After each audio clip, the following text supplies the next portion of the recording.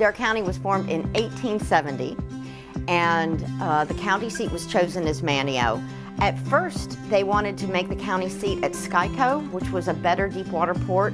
However, all the landowners monopolized the land, and there wasn't enough free land to actually develop a town. So Manteo was made the county seat. It was just a settlement here on Shallowbag Bay, and the town kind of grew up with the county. Manteo was incorporated in 1899. Of course, there had been a courthouse for Dare County prior to that.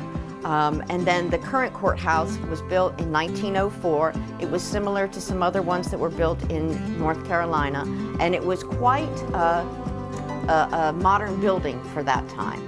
The courthouse and courthouses all throughout North Carolina at one time were not only a place for judicial adjudication, but they were the sort of the social center of the town, the county. Going back, over 100 years ago, people throughout Dare County came to the courthouse to conduct all sorts of businesses and also to see their friends and relatives that they probably haven't seen since last year. It has been sort of the focal point of Manteo for well over 100 years. I think it's critical to all the efforts that we've done downtown to revitalize and stabilize downtown. It's the architectural, right now it's sort of the architectural centerpiece, but its history goes back much, much further than that. It played a much more significant role in people's lives than simply a beautiful architectural structure. The pillars are located across from the courthouse. They mark one of the small parking lots that's downtown. They were originally at Fort Raleigh. The pillars marked the entrance to Fort Raleigh and were constructed around 1930. They were built to memorialize the colonists, Manteo, the Friendly Indians, and Virginia Dare. During a renovation or later, the pillars were moved from Fort Raleigh, and they were sort of repurposed, and they were moved to downtown where they stand today.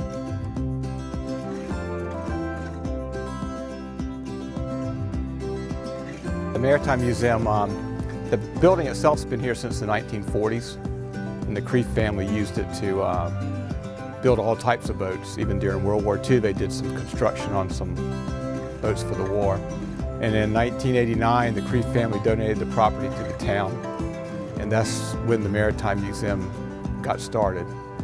And it's been kind of evolving over the years ever since. We're pretty much a working boat shop. We do youth sailing in the summertime. We do about 100 kids a summer. And in between that, we do different projects with our volunteers, just boat building, upkeep on the boats that we own.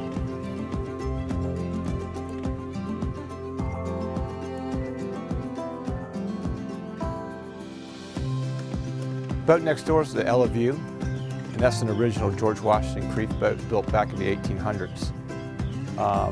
It was used locally. It's been here since 1989 when the museum opened. The shed boat's actually a North Carolina state boat. That building was built specifically for that boat as a boat shed for the Ella View.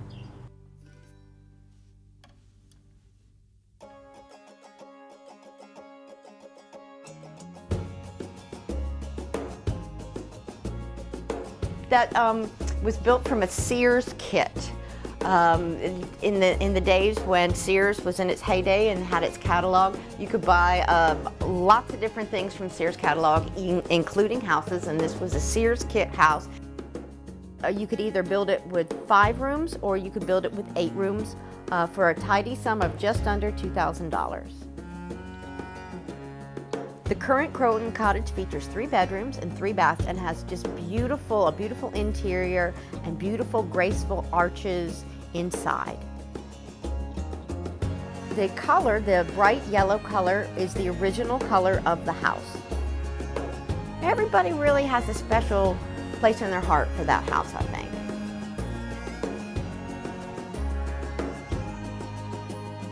The lighthouse was actually off of Wanchese down at what's known as Roanoke Marshes.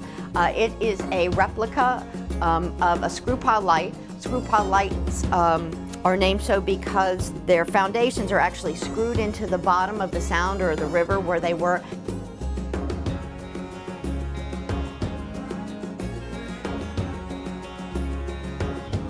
The lighthouse was built here in 2005, and right now we use it as a, it has exhibits in it, and the original lens is in the lighthouse.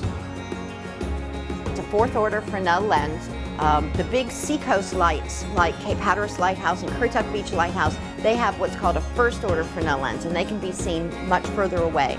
But the fourth order Fresnel lens was used for smaller lights in rivers and harbors, and that's what you see exhibited there.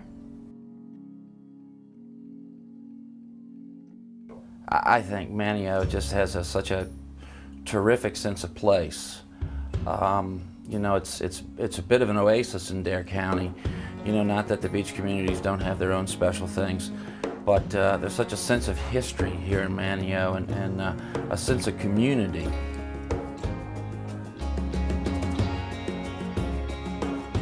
Manteo is special because it grew up as a town and not a resort.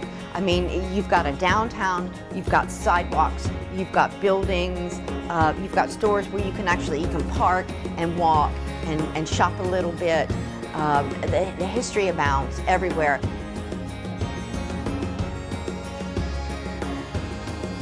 I think that the courthouse and all our historic structures are critical in that sense, because I think they are a reflection of who we are. And I think it's of a paramount importance that we preserve those assets for future generations.